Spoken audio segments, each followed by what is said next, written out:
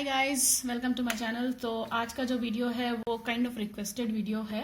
तो मुझे काफ़ी रिक्वेस्ट आई थी asking me to show the machine which I use, कि मैं सिलाई के लिए कौन सा मशीन यूज़ करती हूँ। तो बेसिकली मेरे पास दो मशीन्स हैं, one of which is this one. ये है फ्रॉम ब्रदर्स एंड इसका मॉडल नंबर है GS3700। I don't know if you can see it और नॉट, लेकिन ये मैं अमेजोन से खरीदा था। एंड इसके और भी दो वेरिएशंस है, I think GS1700 and GS2700। सो उस पर्टिकुलर सीरीज में ये सबसे हाई एंड है, एटलीस्ट था जब मैंने खरीदा था। This was the only high and thing. मैंने इसको खरीदा है करीब 3 साल के पहले, करीब 11,000 के आसपास। अभी आई don't know what is the cost. मैं अमेजोन में एक बार चेक करके आपको लिंक वगैरह भी डिस्क्रिप्शन बॉक्स में मेंशन कर दूंगी, so that if you are interested आप खरीद सकते हो। और yeah, so let's look into it and try to understand what it is. And ये जो मशीन है ये obviously इलेक्ट्रॉनिक है, तो आपको इसमें ऐसा एक फुट मिलता है जिसकी मदद से आप ये मशीन को चला सकते हो। तो फुट का मैकेनिज्म बहुत सिंपल है, आपको बस अपना पैर रखना होता है इसके ऊपर। फुट को रखना होता है टेबल के नीचे और इसके ऊपर आप अपना पैर रखते हो।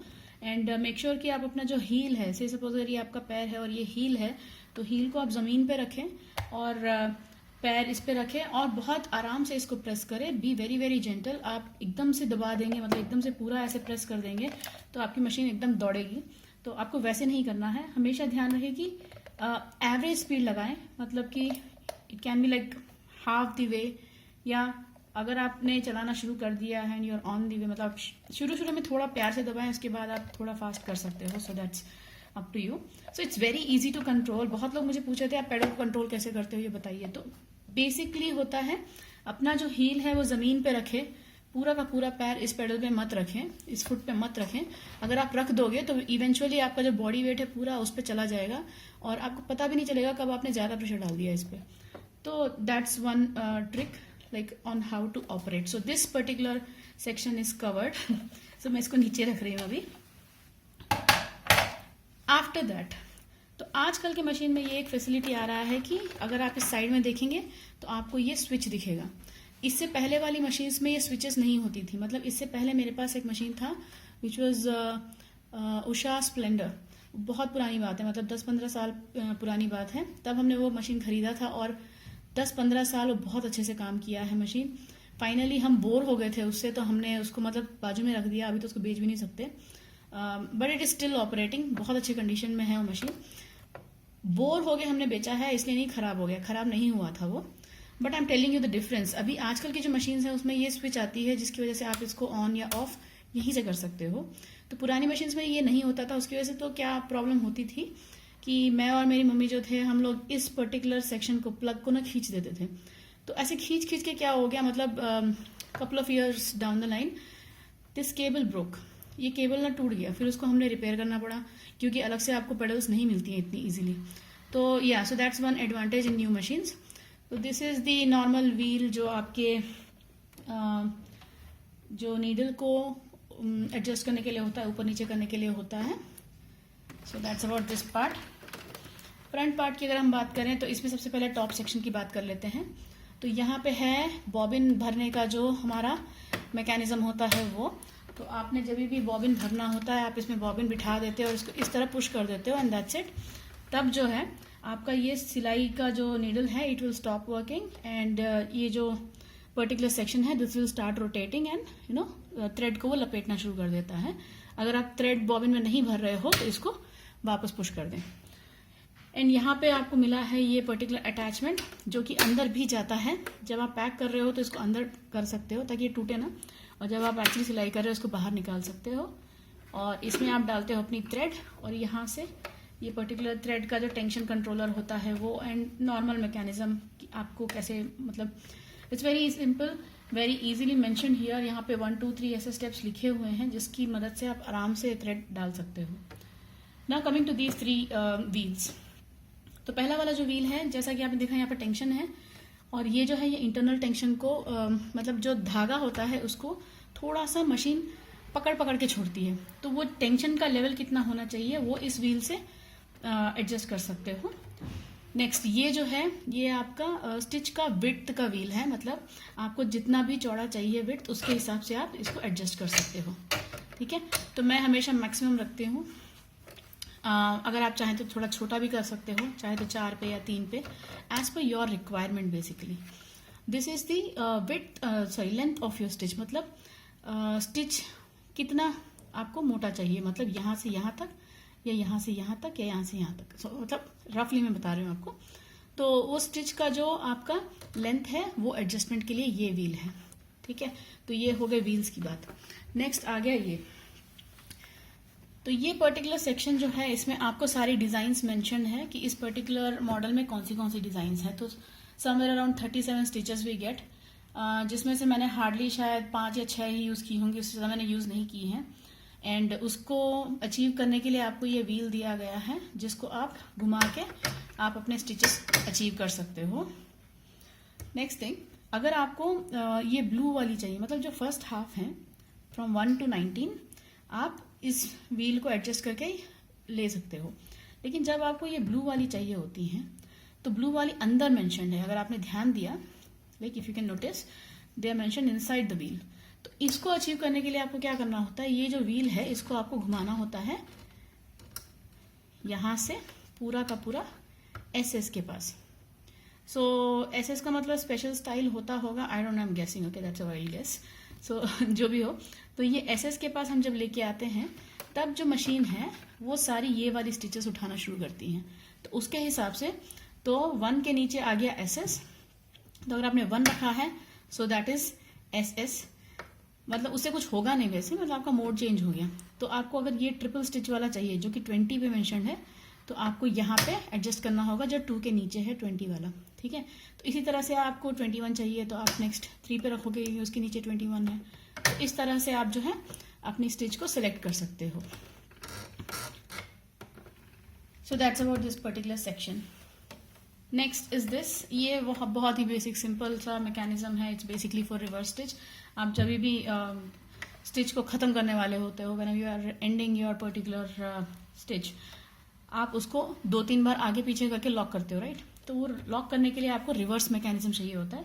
तो जब भी आप इसको प्रेस करोगे तो स्टिच जो है वो उल्टी पड़ेगी, और उसको छोड़ दोगे तो as usual it will come forward. So that's about this one. Next coming to this particular section, तो जैसा कि मैंने कहा यहाँ पे एक स्विच दी गई है जिसकी मदद से आप लाइट को ऑन या ऑफ कर सकते हो। तो पहले मैं लाइट की बात करूंगी, क्योंकि इससे पहले जो मशीन हम यूज करते थे उसकी लाइट्स होती थी येलो कलर की। तो येलो कलर से होता यह था, 2 डिसएडवांटेजेस थी। फर्स्ट वन वाज कि that light hurts your eyes very much, बहुत मतलब ज़्यादा देर आप सिल नहीं सकते थे, आपकी आंखें दुखती थी, ऐसा होता था। लेकिन अभी ये जो है ये वाइट वाली लाइट्स आती हैं जिसकी वजह से your eyes don't get strain that easily, तो आपको इतना भी मतलब तकलीफ नहीं होती है, and you actually see the true colour. सिलते टाइम पे ट्रू कलर की जरूरत नहीं है वैसे, but I am just telling कि yellow colour gives a false colour effect, मतलब आपके कपड़े का कलर जो है आपको अलग दिखेगा। लेकिन white light will give you the true colour, so you can see the cloth very clearly and you can basically your eyes will not get strained. That's the first advantage. Second advantage is yellow lights usually get hot very fast, बहुत जल्दी गर्म हो जाती थी। This section you cannot even touch, मतलब आप गलती से अगर हाथ लगे ना जल जाता था। लेकिन ये वाइट वाली लाइट से होता यह है कि आपके हाथ जलेगी नहीं। So that's the advantage. अब इस पर्टिकुलर डिजाइन में, इस पर्टिकुलर मॉडल में आपको ये एक स्पेशल फीचर मिलता है which is for threading. That means कि धागा जो है हम पहले हाथ से डालते थे, राइट, लेकिन इसमें जो है ये थ्रेडर मिलता है। ये पर्टिकुलर अटैचमेंट जो आप देख रहे हो नीचे आ रहा है ऐसे, तो इसमें होता ये है, तो इसकी मदद से आप जो है अपना धागा आसानी से डाल सकते हो। इसको बस आपने नीचे की तरफ खींचना होगा और इसको आगे ऐसे पुश करना होगा। तो इसके अंदर एक बहुत ही बारीक सा एक हुक टाइप होता है जो नहीं दिखेगा इस कैमरे पे, लेकिन ट्रस्ट में एक हुक होता है जिसमें आपको ये धागा जो है बेसिकली फंसाना होता है। तो आपको बस इस तरह से धागा इसमें डालना है और इस तरह थोड़ा सा फ्री हैंड से पकड़े, मतलब ज्यादा टाइट ना पकड़े, ज्यादा लूज ना पकड़े, और पकड़ने के बाद बहुत आराम से इसको पीछे की तरफ इस तरह पुश करेंगे। तो ये देखिए धागा जो है पीछे आ गया। बस आपको धागे को जो है हाथ से पूरा का पूरा बाहर निकालना होगा। Very simple. लेकिन स्टार्टिंग में if you are not use to this particular mechanism, it will take couple of times for you to understand. लेकिन अगर आपको आदत पड़ चुकी है तो बहुत आसानी से आप डाल दोगे। जैसे कि एक बार में मेरा चला गया, आपको थोड़ा टाइम लग सकता है, लेकिन अगर आपको आदत हो चुकी है तो बहुत आसानी से डल जाएगा ये। That's the next thing. And जो एक और नई चीज़ जो मैंने देखी है इस पर्टिकुलर मशीन में, आपका जो बॉबिन सेक्शन है वो ऊपर आ गया। इससे पहले होता था ये कि वो पर्टिकुलर सेक्शन यहाँ होता था, यहाँ पे आपको बॉबिन डालना होता था, ये पूरा अटैचमेंट हटा के। लेकिन इस मशीन में ऐसा नहीं है। इस मशीन में जो है अटैचमेंट आपको यहाँ पे दिया गया है, तो इसको बस आराम से इस तरह पुश करके आगे की तरफ खींचेंगे तो ये निकल जाएगा, और आपका बॉबिन जो है बस इसमें ऐसे डला रहेगा। आपको कोई स्पेशल काम करने की जरूरत नहीं है, बस बहुत आसान है। इसको इस तरह डालेंगे और पुश कर देंगे तो लॉक हो जाएगा। एंड हाँ, ये जो आपने देखा ये है फ्री आर्म के लिए, मतलब आप अगर कफ्स या स्लीव्स या आर्म होल कुछ भी आप सी रहे हो जो कि पूरा राउंड है और कहीं पे भी ओपन, इसकी वजह से आप आराम से सिल सकते हो। तो मैं थोड़ा सा आपको सिल के इस पे दिखाती हूँ इस तरह से। तो ये देखिए, ये जो पेडल है मैं यहाँ रख देती हूँ। अभी हमने 2 सेट किया हुआ है, जिसका मतलब है कि वो सिंपल स्टिच आएगा, सिंगल स्टिच। तो इसको बहुत आराम से आप दबाइएगा, आराम से ये आगे जाएगा। लेकिन अगर आपको फास्ट करना है तो ध्यान रखिए, पहले आराम से शुरू करें, उसके बाद धीरे धीरे फास्ट करें, लाइक सो। तो इट्स वेरी इजी, ठीक है। और एक और चीज ध्यान रखने वाली बात यह होती है कि जब भी आप सिलाई कर रहे हो, से सपोज इफ यू नो कि you are going to stitch like a very long single stitch, तो यूजुअली पीपल गेट लाइक, वो लोग एकदम से पूरा 5-10 मिनट चला देते हैं मशीन को। कुछ होगा नहीं, लेकिन धीरे धीरे like couple of years down the line आपकी मशीन जो है वो बहुत स्ट्रेन हो जाएगी, और जो इंटरनल मशीन है वो खराब होने के चांसेस होती है। तो इट्स अ गुड प्रैक्टिस कि आप मैक्सिमम 3 मिनट तक चलाएं कंटिन्यूसली, हो सके तो उससे कम, और उसके बाद थोड़ा देर इसको ना, मतलब थोड़ा देर नहीं, बस रोकें और फिर चलाएं। मतलब 3 मिनट के अंदर आप एक बार रोक ले इसको, फिर चलाएं, फिर 3 मिनट के अंदर रोक ले, फिर चलाएं। लेकिन एकदम कंटिन्यूसली 3 मिनट से ज़्यादा मत चलाइएगा, वरना आपका जो मशीन है वो ख़राब हो जाएगा, ठीक है। So that's about it. So ये है मेरा मशीन। ये basically it's not a very high end machine, क्योंकि बहुत सारी हाई एंड मशीन्स हैं available in market, but because I do very basic projects, I don't do heavy stitchings and all, तो उसके हिसाब से मेरे लिए बहुत काफ़ी है। एंड जैसा कि मैंने बोला, आउट ऑफ 37 स्टिचेस मैंने हार्डली लाइक हाफ ही यूज़ की होंगी। लेकिन there are people who actually do lot of embroidery and lot of hand work and all those great things, तो उन लोगों के लिए बहुत सारी अच्छी अच्छी मशीन्स अवेलेबल है। अमेजोन में बहुत सारी थी, लेकिन मेरे रिक्वायरमेंट के हिसाब से this was enough for me. And इससे भी एक छोटी वाली मशीन है मेरे पास, मैं उसका वीडियो अलग से कभी डालूंगी वापस, जो मैं कभी कभी यूज़ करती हूँ, which has got very even lesser stitches, that is basically for stitching and picot. उसमें ज़्यादा कुछ मैकेनिज्म नहीं होता है, बहुत बेसिक मशीन है वो। So I'll try my best to film that as well in future videos. So that's it. So that's all about my machine. I don't know if I have covered everything or not. अगर मैंने कुछ miss किया है तो आप comment section में बता दीजिएगा. I'll try to answer. And yeah, that's it. Thank you so much for watching. अगर आपको हमारा वीडियो पसंद आया है तो ज़रूर लाइक बटन पे हिट कीजिएगा, एंड हमारे चैनल पे प्लीज़ सब्सक्राइब ज़रूर कीजिएगा.